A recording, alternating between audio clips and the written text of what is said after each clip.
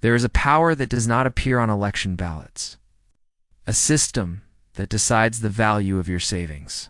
A network that shapes global markets, crashes economies, and quietly influences governments. Yet most people have never seen its face.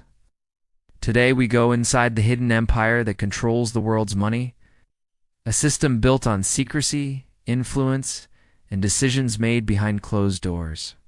This is the world of central banks. Every country has a military. Every country has a government. But behind them is something far more powerful, the institution that controls the money. The average person believes central banks are simply banks for the government, but the truth is far more complicated and far more influential. They don't just control currency, they control liquidity, interest rates, debt, stability, recessions, financial storms, the very pulse of the global economy. And when they move, the world moves. Stock markets rise, currencies collapse, nations fall into crisis, and sometimes the rich become richer and the poor drown in inflation. But how did this power form, and who controls it? To understand the present, we must travel back 400 years. The first central bank, the Bank of England 1694, created not by politicians, but by wealthy private investors during a war. The English government needed money. Bankers saw an opportunity. We will lend to the government if we get the power to issue money, and so the Bank of England was born, half government, half private.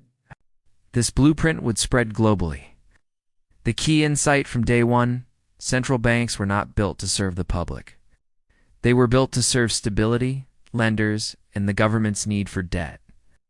This model, private influence plus government partnership, is still alive today. If central banks form the empire, the U.S. Federal Reserve is the emperor. But its origin story sounds like a conspiracy movie. Jekyll Island, 1910. A private island. A secret meeting. 7 of the wealthiest men in America, representing a quarter of the world's wealth, meet in the dead of night. Their goal: design a central bank that looks public, but remains controlled by elite banking and industrial interests. And they succeeded. The structure today: the Fed is not fully government. It is not fully private. It operates independently. Its decisions cannot be vetoed by the president or Congress. And yet, the world obeys its interest rates. There are 190 countries, but only a handful of central banks control global finance. It's the big three: the U.S. Federal Reserve, the European Central Bank, the Bank of Japan. Their policies affect global lending, currency markets, commodity prices, emerging economies, bond markets, international debt. When these banks tighten, the world tightens. When they print money, the world inflates. BIS, the central bank of central banks, hidden in Basel, Switzerland, is the Bank for International Settlements. BIS, the most secretive financial institution on earth. It has diplomatic immunity. Its members cannot be searched. Its building is untouchable. This is where central bankers meet privately every 2 months to decide how the world's monetary system will operate. Some call it the Vatican of finance.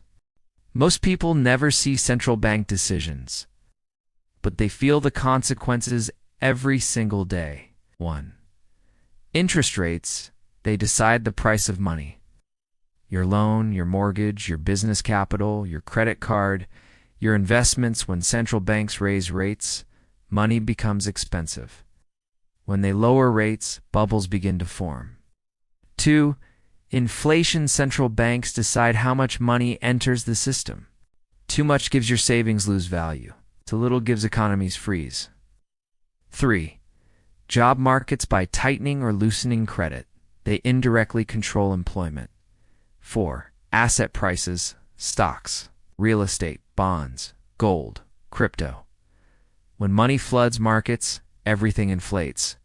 When money dries up, markets crash. This is why billionaires watch central banks more closely than they watch competitors. Here are 2 dramatic examples. Case 1. The 2008 financial crisis.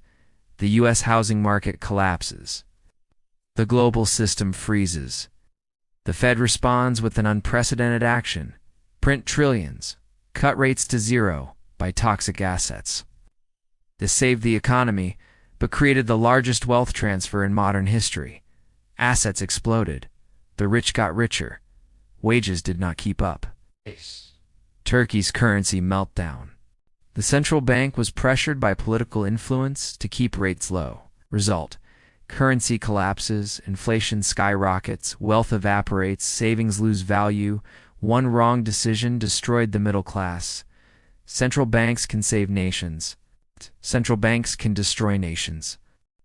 Economists, billionaires, and even governments ask the same question: who watches the watchdog? Central banks are unelected. They operate independently. Their decisions impact billions of lives. But there is no global accountability. Many claim central banks protect bankers, not people. They create artificial booms and crashes. They enable governments to borrow endlessly.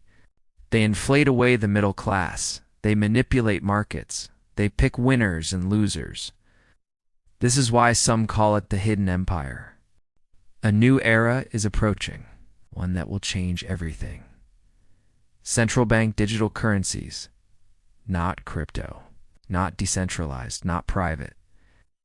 A digital money controlled fully by the central bank.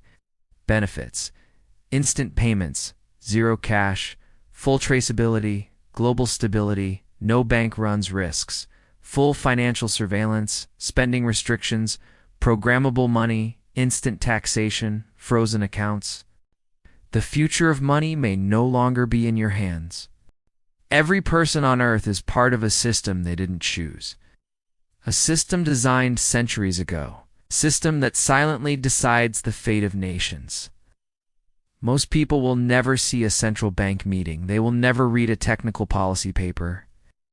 They will never notice the subtle shifts in interest rate expectations, but they will feel it in prices, in savings, in opportunities. In the rise and fall of their economic future, the hidden empire of central banks may not appear on the map, but it controls the world's money and the world's destiny. Understanding this system is not just knowledge, it's survival.